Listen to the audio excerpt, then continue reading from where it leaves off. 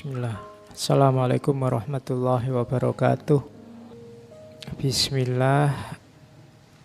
Kita lanjutkan ngaji kita. Ada kisah terkenal sekali kalau di barat, namanya kisah katak kecil, Little Frog. Ini biasanya diceritakan ke anak-anak TK. Kalian tak anggap TK dulu sementara. Jadi satu ketika ada rombongan katak kecil. Hari ini kan populer sekali cebong itu ya.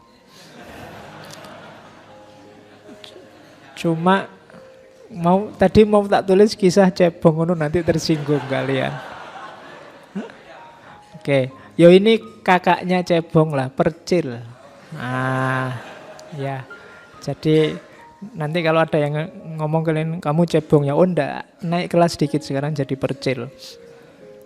Ini kisah Percil, kisah katak kecil. Jadi satu ketika ada Percil, sekelompok Percil yang melakukan lomba naik gedung. Terus karena ini unik, ada Percil yang naik gedung, terus penontonnya banyak, ingin ngerti nanti juaranya siapa. Nah, waktu hari H yang nonton banyak, supporternya banyak, teriak-teriak. Terus dimulailah lomba itu. Tapi penonton ini begitu lihat gedungnya, wah gedungnya setinggi itu, Percilnya kecil-kecil, apa ya bisa nyampe puncak. Maka penontonnya ya komentari macam-macam, komentatornya banyak, wah ndak mungkin itu bisa, ndak kuat gak, wong Percilnya kecil-kecil gitu apa ya bisa. Pokoknya teriakan-teriakan itu banyak. Ndak mungkin sampai puncak, ndak akan ada yang bisa mencapai puncak. Sekuat apapun kata-kata itu ndak akan bisa mereka sampai ke puncak. Sulit lah, mustahil lah, ndak mungkin lah, teriak-teriak gitu. Percilnya yang naik ya bener. Akhirnya ada yang jatuh satu demi satu, ndak kuat. Satu demi satu, ndak kuat. Hanya ada satu Percil yang orang teriak apa saja nggak peduli, dia naik terus, pelan-pelan naik. Dan dialah yang juara akhirnya, Percil ini. Setelah si Percil ini juara, wartawan datang ngerubung. Iya. Ngerubung Percil ini, maunya diwawancara, gimana kok bisa menang, kiatnya apa, anunya apa. Tapi diwawancara Percilnya diam aja, cuma tolah-toleh aja. Akhirnya diketahui ternyata Percilnya ini tuli. Jadi dia ndak dengar, jadi waktu orang teriak-teriak ndak mungkin, ndak bisa, sekuat apapun ndak akan mampu dan seterusnya, dia ndak dengar, pokoknya dia jalan aja. Akhirnya nyampe puncak. Bandingkan dengan tadi Percil yang pikirannya terganggu oleh banyak suara dari luar. Nah, ambil pelajaran sendiri dari cerita ini, bagaimana pikiranmu menentukan langkahmu. Pikiran-pikiran yang terganggu oleh macam-macam tadi, ya merasuk. Kalau isinya rusak-rusak dan jelek-jelek, ya efeknya dalam dirimu juga jelek. Maka pinter-pinterlah apa yang harus kamu masukkan, apa yang jangan masuk dalam dirimu, karena menentukan isi pikiranmu. Ketika orang banyak ngomong mustahil, ndak mungkin, wah sekuat apapun kamu ndak akan nyampe. Itu kan pelan-pelan muncul keraguan. Kayak tadi cirinya orang takut. Apa ya aku bisa, kok orang-orang bilangnya begitu, apa ya aku mampu. Akhirnya yang juara yang ndak dengar apa-apa. Nah, hari ini kan kamu dengar macam-macam, baca macam-macam, banyak. Pikiranmu mesti kacau. Kamu tidak tahu mana yang baik, mana yang buruk, mana yang asli, mana yang palsu. Hari ini. Kenapa? Terlalu banyak yang masuk. Latihanlah jadi tuli. Sedikit-sedikit. Oke, jadi ini untuk ilustrasi bagaimana kuncinya sebenarnya ada dalam pikiran. Harapan-harapanmu, ketakutan-ketakutanmu. Terus, makanya menyikapi ketakutan antara lain bisa kalian lakukan ini. Yang pertama, sadari. Tidak apa-apa, orang takut itu alami kayak yang kedua. Sadari kamu itu takut apa. Coba kamu inventarisir yang kamu takuti apa.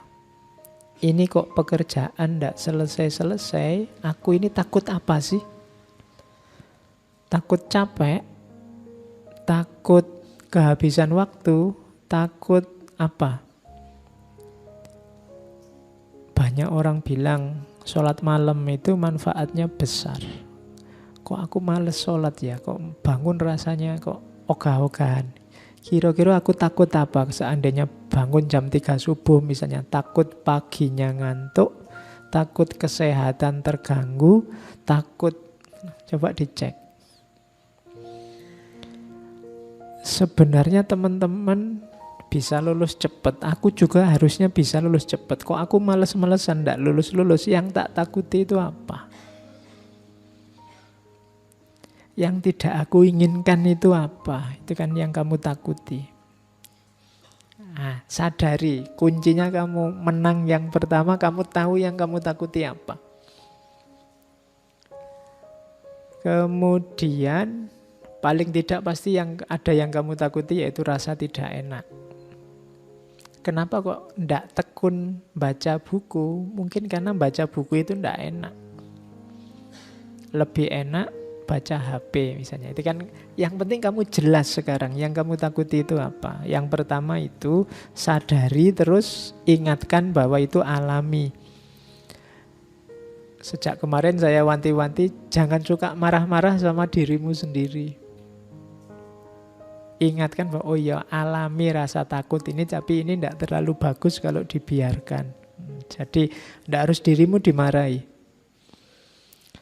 Terus persiapkan diri, pelajari rasa takutmu dan hadapi, fight tadi. Bertarunglah. Kalau memang tadi misalnya ya kamu males bangun malam karena takut paginya ngantuk, sekarang dihadapi, disiapkan, dipelajari. Oh biar paginya tidak ngantuk tapi tetap bangun malam apa? Biar lulus cepat, suka baca buku tapi menikmati buku, tidak tersiksa karena buku apa? Itu namanya menyiapkan diri. Melawan ketakutanmu tadi. Ya mungkin baca bukunya sambil disandingi kopi.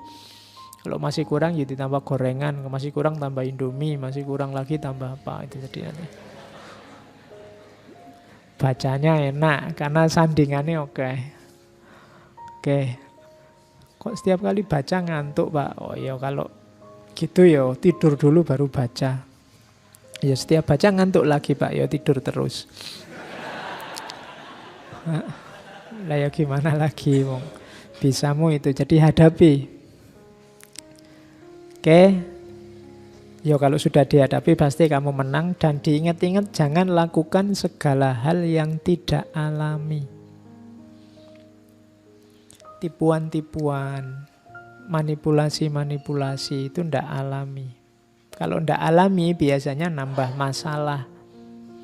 Misalnya tadi kamu tidak lulus-lulus, Pak, ujian, bolak-balik ikut ujian juga tidak lulus. Biar besok lulus aku tak nyontek, itu tidak alami, manipulasi. Bisa nambah masalah baru. Nembak kok ditolak, saya takut ditolak lagi, Pak. Enaknya ya, poneng dukun apa ya misalnya. Itu hati-hati bisa nambah masalah lagi. Yang tidak seharusnya. Kok tidak dapat uang, Pak, enaknya gimana biar dapat uang? Ya lakukan secara alami saja. Segala yang tidak alami biasanya nambah masalah.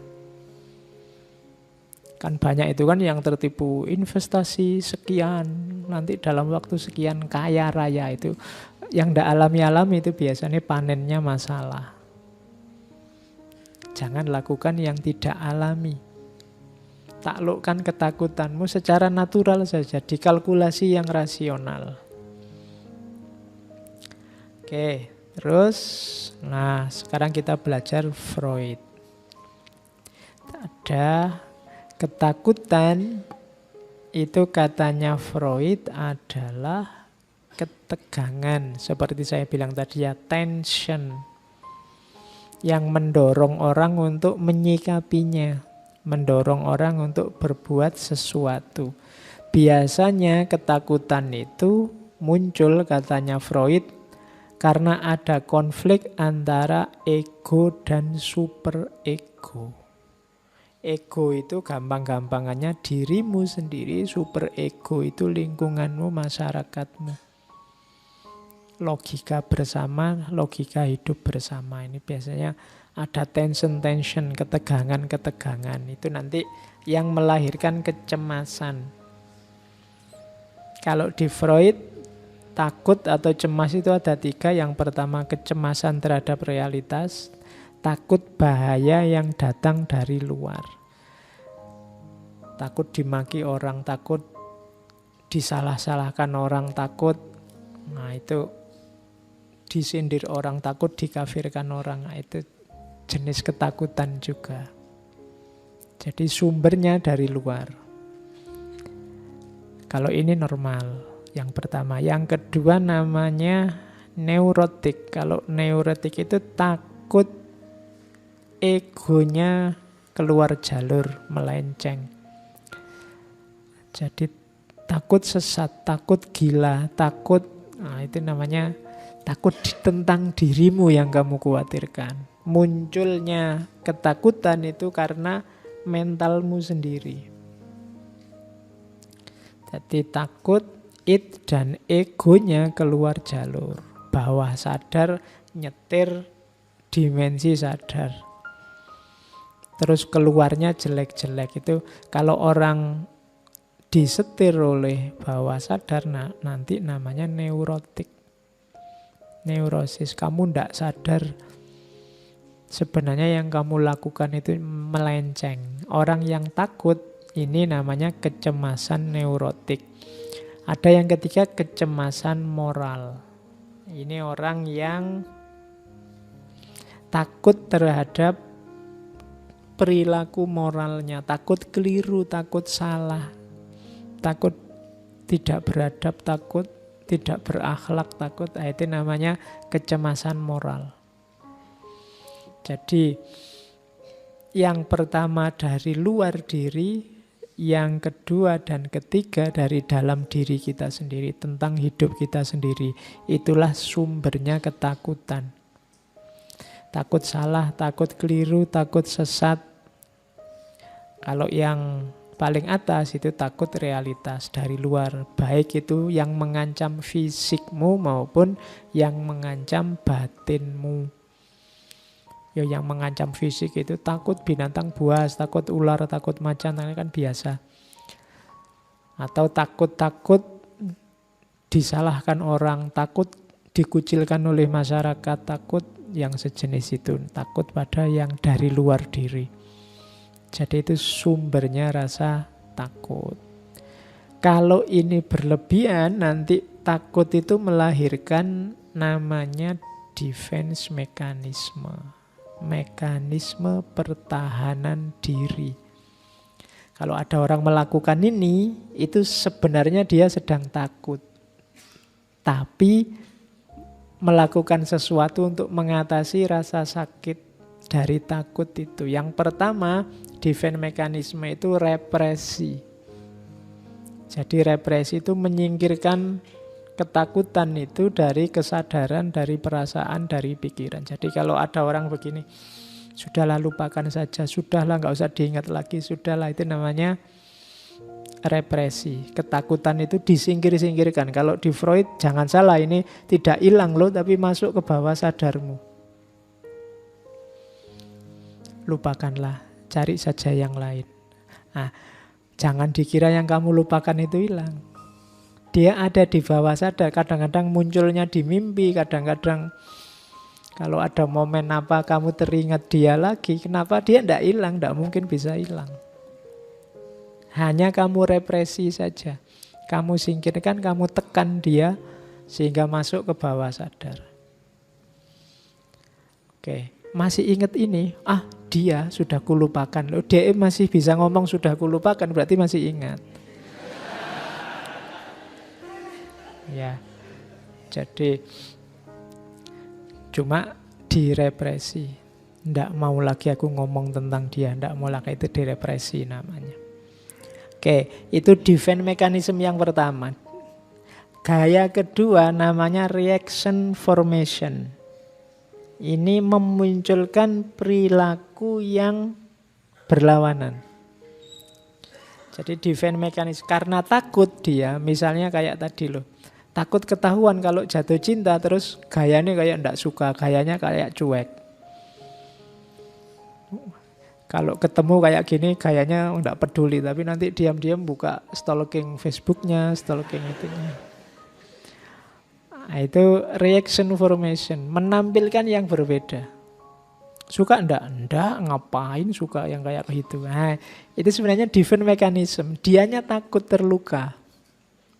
Makanya menampilkan hal yang berbeda. Enak enggak makanan di situ? Ah, enggak, biasa saja. Itu kan biasanya ada yang kamu takuti. Mau ngomong enak nanti dibilang geragas atau dibilang apa. Itu defense mechanism juga. Misalnya, kamu rajin ngaji filsafat. Anda ya kadang-kadang saja. Padahal kamu tiap Rebu di sini depan sendiri lagi. Kenapa kamu nggak terus terang bilang itu? Ada yang kamu takuti. Nanti khawatir dianggap wah santri baru nih ya, misalnya gitu. Jadi kamu tampilkan yang berbeda. Itu sebenarnya defense mechanism, reaction formation namanya. Jadi orang untuk mengatasi rasa takutnya ditampilkan yang berbeda. Terus yang ketiga ada displacement. Kalau displacement ini menggeser objeknya pada yang lebih lemah atau lebih aman. Ya, contohnya itu tadi yang misalnya kamu menembak, wah kalau tak tembak dia bisa diterima atau enggak. Takut ditolak, aku mending yang ini aja sih, lebih kualitasnya lebih rendah sedikit tapi mesti diterima mesti.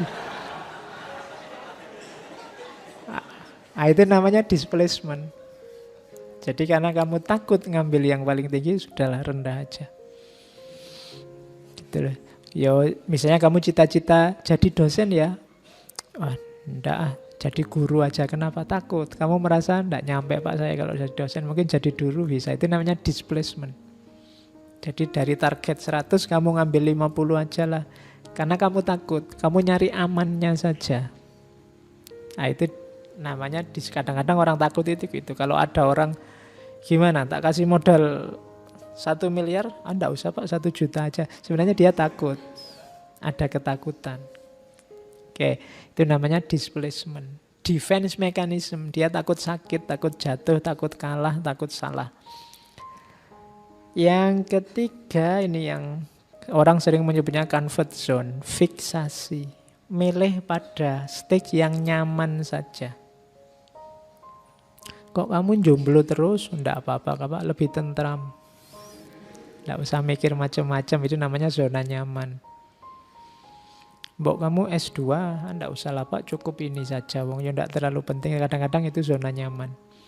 Mbok keluar negeri, kamu kan lumayan bisa Inggris dikit-dikit, enggak usah lah Pak, cukup di Indonesia saja. Itu orang milih zona nyaman, takut keluar dari sarangnya. Itu namanya fiksasi. Ini juga defense mechanism. Dia tidak mau jatuh, tidak mau sakit, tidak mau lelah, tidak mau capek. Namanya fiksasi. Ada yang malah tidak fiksasi, tapi ke belakang, namanya regresi. Regresi itu malah mundur. Saya kayak kemarin-kemarin aja lah.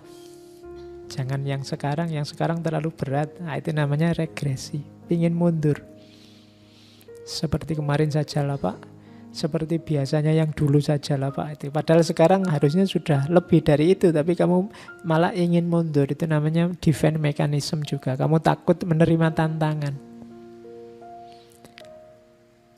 Terus masih ada lagi namanya proyeksi.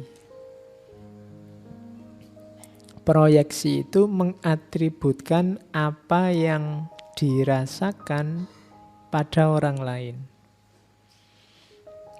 Di situ tak kasih contoh, misalnya tertarik pada perempuan, jangan-jangan dia yang ngebet, tapi terus biar dia takut dianggap terlalu genit, malah dibalik perempuannya yang dianggap genit. Oh, dasar perempuan penggoda.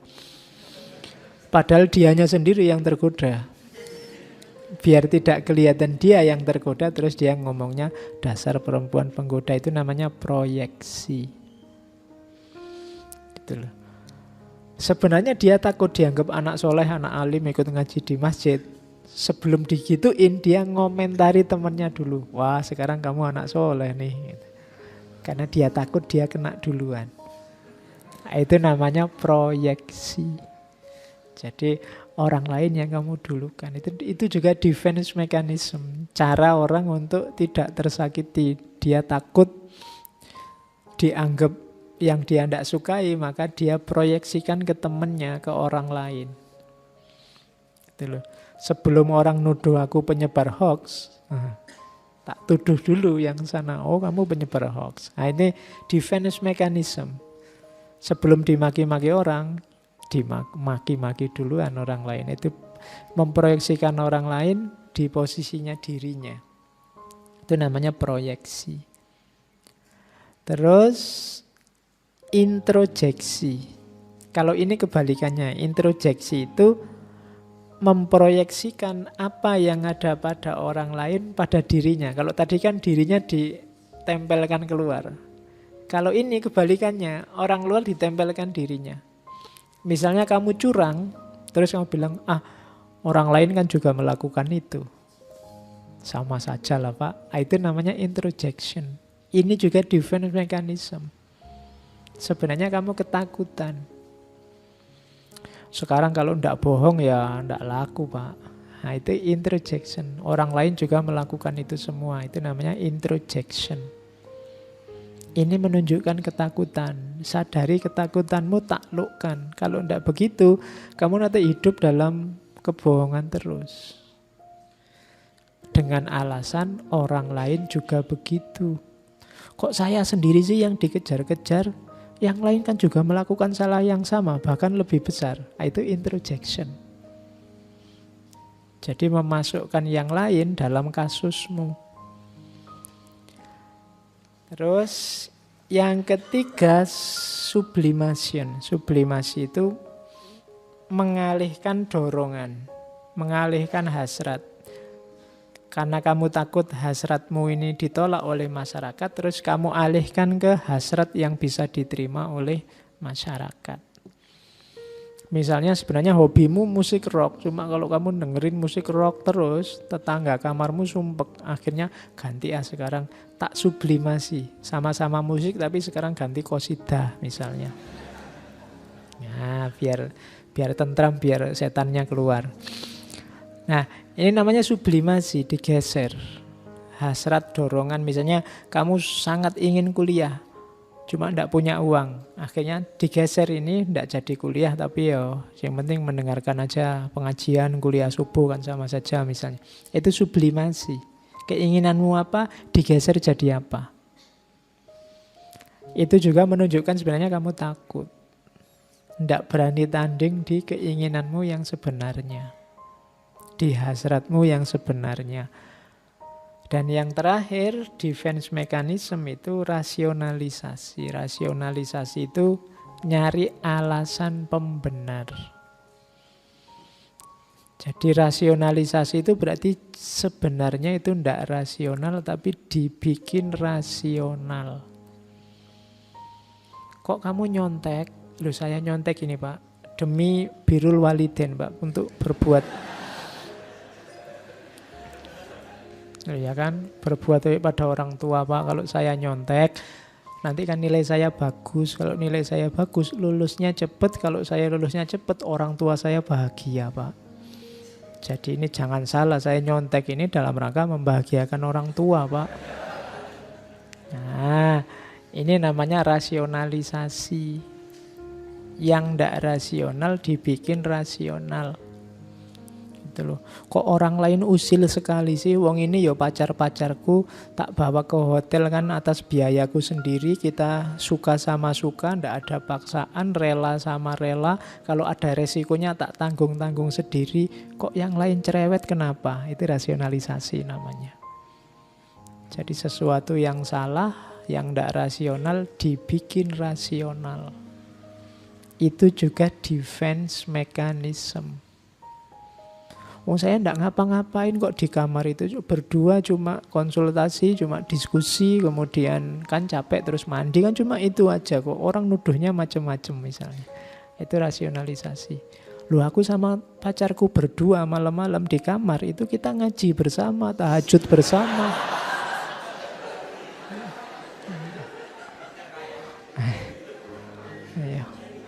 Orang aja pikirannya aneh-aneh, itu rasionalisasi. Suudzon aja orang-orang itu. Saya itu ya tahajud kok, ya anu segala kan misalnya.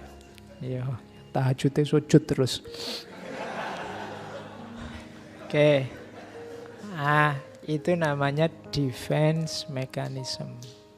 Jadi cara orang untuk mempertahankan dirinya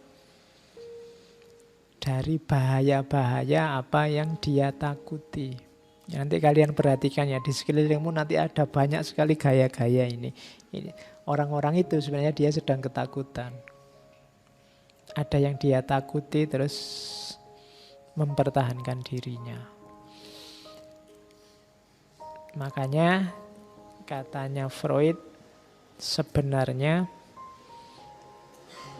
manusia itu takut kebebasan. Jadi kehidupan manusia itu dasarnya bebas, tapi manusia itu takut kebebasan. Berarti apa? Hidup manusia itu dasarnya ketakutan. Sebab kenapa kok orang itu takut bebas? Kebebasan itu mengandung efek tanggung jawab. Dan sebagian besar orang takut dengan tanggung jawab. Seneng-seneng ya, tapi tanggung jawab enggak. Bebas boleh, tapi kalau bebas plus tanggung jawab nanti dulu. Itu analisisnya Freud begitu. Jadi kalau bebas itu full, enggak ada tanggung jawabnya, semua orang mau. Yang bikin bebas itu enggak disukai orang, ditakuti orang, karena bebas itu mengandung tanggung jawab. Apa yang kamu lakukan, apa yang kamu katakan, apa yang bahkan kamu pikirkan, kamu angankan, kamu harus siap menanggung akibatnya. Kan itu tanggung jawab. Dan manusia biasanya tidak suka yang ini. Bebasnya mau, tanggung jawabnya tidak. Akhirnya dia takut sama kebebasan karena kebebasan mengandung tanggung jawab. Oke, ini sabdanya Freud. Sekarang kita lihat filosof yang lain yang ngomong tentang ketakutan. Epictetus, seorang filosof stoik, filosof stoa. Katanya Epictetus, tugas utama filsafat adalah menjawab kegelisahan, menjawab jeritan jiwa, crying of soul. Katanya Epictetus. Memberikan pemahaman, yang kedua, dan yang ketiga, membebaskan dari apa? Sedih dan takut. Itu tugasnya filsafat. Jadi kalian belajar filsafat itu harusnya jiwamu tenang, akalmu tenang karena faham, hidupmu juga tenang karena bebas dari sedih dan takut. Harusnya begitu katanya Epik. Kenapa? Ilmumu tambah banyak sekarang. Karena ketakutan tadi kan kuncinya ada di pikiran, kemudian sumbernya ilmu yang setengah-setengah. Karena filsafat ini puncaknya ilmu, harusnya semakin orang tinggi ilmunya, filsafatnya, semakin dia bebas dari kesedihan dan ketakutan. Filsafat juga nanti di penjelasannya Epictetus bisa menunjukkan mana ketakutan-ketakutan yang alamiah dan mana yang ketakutan yang tidak alami. Oke, rumusnya apa katanya Epictetus?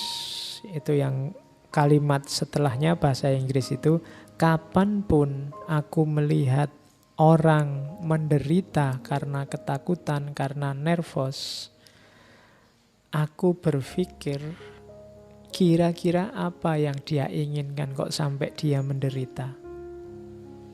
Penderitaan itu muncul dari mana? If he had not said, andai saja dia tidak menetapkan tujuannya pada hal-hal yang tidak terkontrol oleh dirinya, maka ketakutannya, kegugupannya akan lenyap. Jadi ketakutan itu, nervous itu muncul karena kita targetnya terlalu jauh. Katanya Epictetus. Terus, we suffer more in imagination than we do in reality. Katanya Epictetus, penderitaan kita itu banyak karena imajinasi bukan realitas. Bayangan pikiranmu saja.